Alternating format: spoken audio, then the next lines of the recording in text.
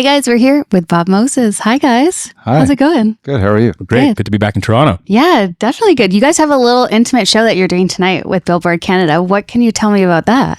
Well, our new album Blink is coming out next month, and we wanted to do a little fun show for all our friends and fans in Toronto. And so, yeah, we did like a secret thing, contest winners, and we're going to just play some new songs off the album, some of the classics, have a little fun get together, and it'll just be a nice way to, celebrate the release with our friends in Canada. Yeah, that's got to be so nice too, to have it on such a smaller scale, to really like connect with your fans in that way too, right? Yeah, it's always fun. And usually the people who sign up to this are like super fans, because they're the eager beavers who got there, So it's always a nice experience. Totally. October 17th is the day that the album's coming out. That's coming up quick. How are you guys feeling leading up to it? Really excited. It's been a long process. Like we finished the album and we've been dripping out singles, and so it's sort of felt like a little bit like there's definitely been times where we've been like, hurry up, let's get this thing out, because before we've kind of always rushed and it's been a mad dash, and we finished the record and then gone on tour, and we're playing the first shows of the tour and the record's barely been out. So it's nice to have a bit more lead time, but this time around we had a longer lead time, and so that's fun, but it's like it's crazy how it felt like it was forever, and now it's like right here. Yeah, that's coming up so quick. I've heard you guys explain or describe the album Blink as an album shaped by the bittersweet passing of time. Can you expand on that? Yeah, I mean, it sort of feels like yesterday we were playing warehouse raves in Brooklyn and just starting the band, and then you blink and we're here, like fathers, still touring, still love what we do. We've had a lot of great moments in our career, and it's sort of like that reconciling with like the extreme gratitude of being able to play amazing venues like Red Rocks and playing the biggest festivals in the world. But then you wake up the next day and those moments are sort of just over and you're kind of on to the next thing. It's like these moments you wish could last forever, and then you blink and they're gone, which is sort of like, those are the two sort of tentpole tracks of this record. And so it's just kind of reconciling with that. And how do you live a life being extremely grateful while still being ambitious and have a delicate balance of being people who obviously love their families and love their careers. And this is sort of just our way of making sense of that and hopefully connecting with people who feel the same way. Yeah. Does it feel like once you do accomplish one of those like bucket list venues or events that you're like, okay, what is the next thing that we're going to do?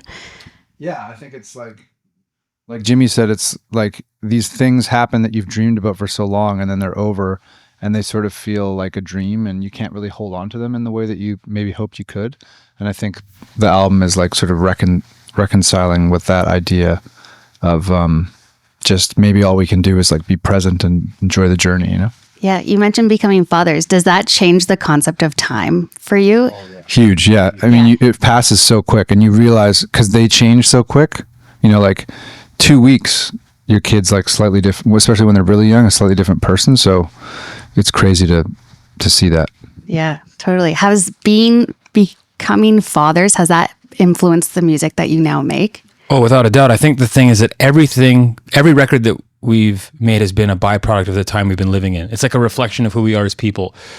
We let the subconscious sort of take over in the studio, especially with like the lyrical content. And that's what like fuels the record. So it's almost like you don't want to get in the way of what you're writing, because what needs to come out will come out. And so our music has been a reflection of us. So whatever is going on in our life, that ends up into the music. Like I think, Tom, you said Blink, you specifically when that came to you, talked, it was like sort of the idea of having kids. Yeah, well, that's part of it. I mean, I think like it was just the idea of like wanting to having a meaningful life, but realizing that you'll blink and in a second it'll be over, and it's kind of wrestling with that. But yeah, the music making process is sort of our way of figuring out the world. I think we write to figure out our life and our place in it, and so just naturally what comes out is kind of like what we're going through, and a lot of the time, like Jimmy said, we write something and it comes out of us and we're not really sure what it's about, and then we kind of understand it afterwards. Kind of have to write to figure out what you're writing about, so to speak. Right. So given that, how much planning then goes into the album before you actually start creating it? Like, do you have an idea of what you want it to sound like before, or do you just go into creating and then see what comes out of it? I don't think we've ever sat down and been like, okay, these are the rules for the record. I think that you don't want to stifle creativity by setting too many limitations. But I think it's like, when we're obviously listening to all the music around us, we play a lot, we DJ, so you get to always listening to new stuff and seeing what works on a dance floor. And I think sort of like the main ethos of this band has always been combining what we think is like sort of like the coolest version of electronic music production of the time with great songwriting, or our version of that, you know? And so I think that that's been sort of always the overarching goal. And then how that ends up is just what we do in the studio, and both of us being like, yeah, that's cool. Like that Bob Moses is just the Tom and Jimmy filter, and whatever makes it through, that's what ends up on the project, you know? Yeah. How do you narrow it down then to 10 tracks? Like, were there other songs that just didn't make the cut? Yeah, we wrote this album. We probably wrote the most material for any album. We're always writing, even when we're touring, we're writing. But the difference with, you know, a whole like, oh, we're going to make an album now, that period of time, is that we sort of get those ideas drilled down and like focused, and then they inform new ideas. I think it's just kind of like this process. We lived on separate coasts. So that was the first time we didn't live in the same city. So we were both alone in our studios a lot, making music and just drumming up a little simple idea and sending it to the other person. And that whole process of just kind of be like, okay, I'm just going to start an idea, get it somewhere, and then send it off. And like, it's almost like, you know, like a message in a bottle. Like if Jimmy like responds and he's like, this is good, then he'll kick it back. He might work on it and kick it back. So that sort of not only helped us create a lot of music, a lot of ideas started, but then the process of just like the ones that both of us gravitated towards were the ones that kind of ended up getting finished, you know, and we sort of let that process happen naturally. Yeah. What's the pros and cons of doing it in that way? Like, would you do that again in the future as a like way to conceptualize the music? Totally. Yeah. I think like, you know, we live in the same city now, and I think we might even do that. Because the thing is that when you do that, when you're in the room together, sometimes we know each other so well that sometimes one of us might like cut off the other person from seeing through their idea. Like, and you don't even know you're doing it. Like sometimes you need to go like, oh, I don't know if this is any good, but I'm just going to get through it. And sometimes having someone else in the room there can kind of, you maybe feel anxious to do certain things. You don't want to waste their time. So it allows you to sort of see an idea, present it to your partner and be like, well, what do you think of this?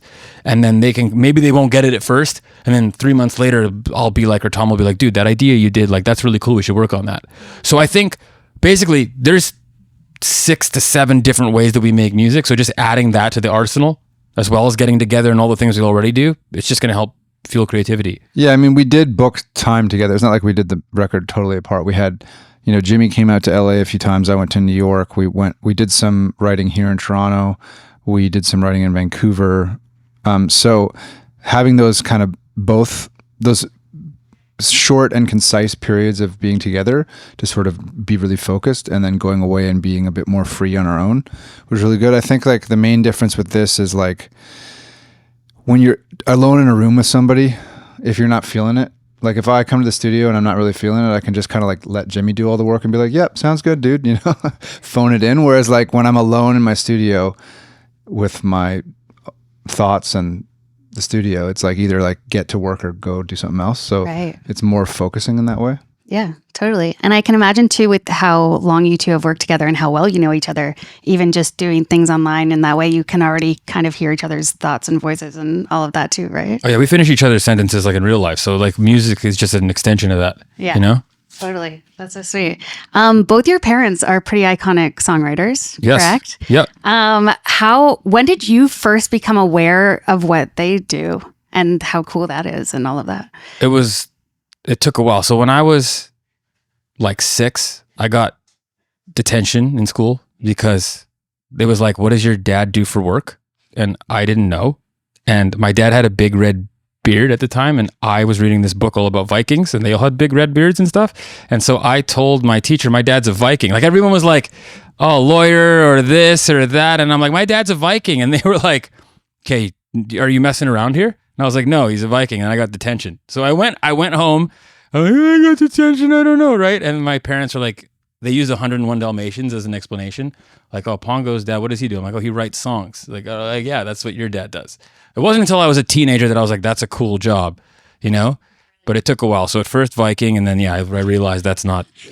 I can't believe they gave a 6-year-old detention for that. Yeah, I got in trouble. I think they thought I was like, he can't be serious. He's like, because I said it a couple times. Yeah. Yeah. But you were so confident in your answer too. I can't imagine your dad as a Viking. No. Songwriter though? Yeah. Yeah. He's not a very Viking kind of guy. Yeah. What do you learn from parents who are creating songs already and being in that world? I think the main thing is that the dream is possible. You know, I think the closest thing, like, it's like, you know, you see like a lot of hockey players who their parents were in the field. It's like, you can see that it's an achievable goal. And growing up in a family that they pursued their dreams was the most, you know what I mean? Like, it's such a thing of like convincing yourself, oh, you can do this and all that stuff. Like the mental battle that you go through, that's half of it, of just like finishing songs. And, you know, you really got to sort of be your own cheerleader before anyone else is. And so to have my parents have gone through that and see them do that, I think it just gave me like a mental resilience of realizing, oh no, this is doable. Just believe in yourself. Because there was a point, like when I came home, like I started playing dance music. Like my dad like loved, he was like, oh, Slipknot's cool and all this, and I was like, no, you're not supposed to like this, dude. And then I brought dance music home and he was like, this is not music. And I was like, great, I found my in, you know. And then we've carved our own way in it, and like our parents, you know, love what we do. And now, but it's like, it's nice to be able to have that rebellion, have the inspiration to know that it's doable, find your own path, and then like connect later on down the line. And it's you know, I'm really grateful for it. Yeah. Were there like artists around in your childhood with what your parents did? Totally, all the time. Oh, yeah? I mean, yeah, like all the artists that my parents worked with were at the house. And so I grew up around it. Everyone was super nice to me because obviously I was a little kid at the time. They were like, there's that weird kid who thinks his dad's a Viking. But, you know, no. It was a very strange, looking back, it's like, oh, that's a strange upbringing, but it was great. Yeah. Who would come by that you're like, that's so wild? I mean, I didn't, because at the time, like I was so young, right? I didn't know like Steven like Tyler and Ozzy, and, you know, obviously my dad was a writer with Bryan Adams, so I've known him my whole life. And yeah, I mean, it just felt normal to me. Yeah. You know, just guys with tattoos and long hair showing up. That was like, oh, another guy's here, cool. Yeah. And they were all awesome, you know? Yeah. So, and at that time, most of them had kids. So they would like play with me and, you know, get me toys or whatever. And I just thought they were cool. Nice. That's so sick. I love that. It takes a special type of person to go to Burning Man. So you guys have been a couple of times. What advice do you have for someone who's taking on Burning Man for the very first time? Prepare well. The first time, we've been 4 times now. We just went back this year. Mm-hmm. And I think the first time we went, we did not prepare well. And basically we slept probably 4 hours in a whole week. It was pretty rough. Yeah. But yeah, prepare well and just be open-minded. I think that if you have a good trailer situation or a good tent and a good group of people you can go with, and just be open-minded. And I think like even the people who don't, you know, we speak to a lot of people who are like, oh, I'd never go to Burning Man. I don't think I could do it. I think those people need to go to Burning Man the most. Yeah, I agree. Oh yeah. It's just like before we went for the first time, people were like, oh, it'll change your life. And we were like, whatever, it can't be that good, you know? But it actually really does. It's a very unique human experience. It's like Disneyland for adults in the sense that like there's nowhere else in the world, you know, we've played tons of festivals all over the world. There's nowhere else that is that kind of free and this feeling of anything's possible. And like one of the best things about festivals in general is not only all the music you get to see, but all the other human creativity that you get to be part of, like stage design and outfits and all this stuff. And Burning Man is like the best festival you've been to times 100 in that regard. So like the human creativity, the human generosity, because there's no money and everybody brings, the whole ethos is that you bring something to contribute. So like that alone just creates this awesome vibe of like everybody's friendly, and yeah, it's rad.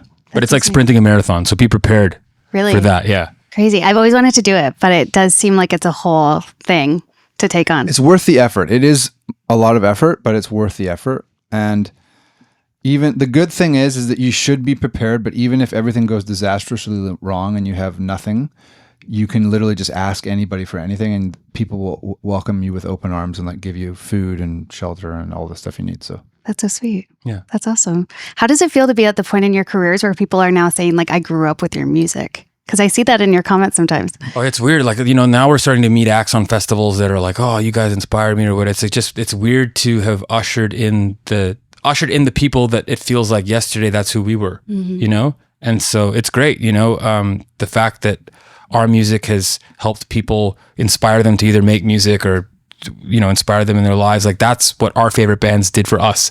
So it's the biggest compliment knowing that we've done that for someone else. Yeah. I feel like it goes back into the whole time thing where it's like in a blink, just totally. so quick. Yeah. Wild. Thank you guys so much for being here. Congratulations on the new album coming out. Thank you. That's Thank so you. exciting, and have a great time tonight. We will. Thank you so much. Yeah, thanks.